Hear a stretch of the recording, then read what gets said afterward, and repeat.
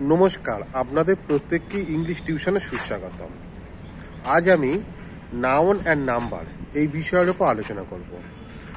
Noun and number এটা ইংরাজি গ্রামারের একটা অত্যন্ত গুরুত্বপূর্ণ বিষয় বা গুরুত্বপূর্ণ চ্যাপ্টার। ইতিপূর্বে আমরা জেনেছিলাম যে জিনিসকে বা যে নাউনকে সংখ্যা দিয়ে গোনা যায় বা বর্ণনা করা যায়, এই রকম নাউনকে কাউন্ট নাউন বলা হয়। কাউন্ট মানে কি? গোনা।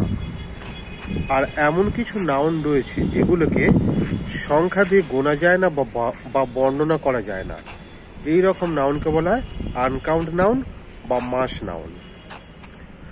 মানে মোদ্দা কথা, যে নাউনটাকে গোনা যায় সেটা হলো কাউন্ট নাউন, আর যে নাউনকে গোনা যায় না সেটা হলো আনকাউন্ট নাউন বা মাস নাউন।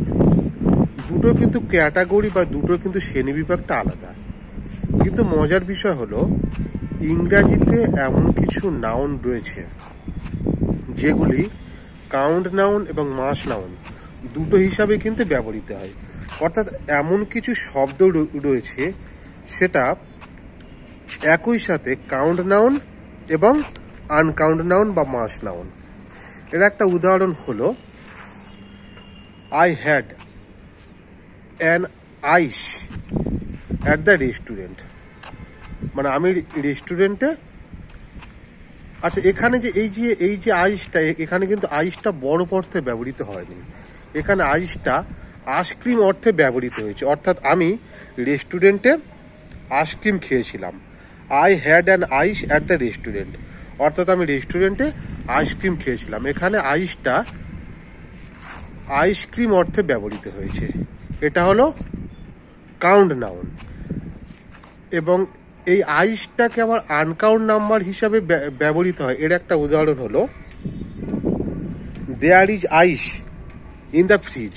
মানে ফ্রিজের ভিতরে বরফ রয়েছে। এখানে আইস মানে কিন্তু বরফ। প্রথমটা আইস মানে আইসক্রিম, আর দ্বিতীয় ক্ষেত্রে আইস মানে বরফ। এবং দ্বিতীয়টা আনকাউন্ট নাউন বা মাস নাউন হিসেবে ব্যবহৃত হয়েছে। এর আরেকটা উদাহরণ হলো, আই বাই পেপার রেগুলার। এখানে পেপারটা নিউজ পেপার অর্থে ব্যবহৃত হয়েছে। অর্থাৎ আমি প্রতিদিন খবরের কাগজ কিনি, এটা হলো কাউন্ট নাউন। আর I need paper for writing, মানে লেখার জন্য আমার পেপারের বা কাগজের দরকার। এখানে পেপারটা আনকাউন্ট নাউন হিসাবে ব্যবহৃত হয়েছে। ধন্যবাদ।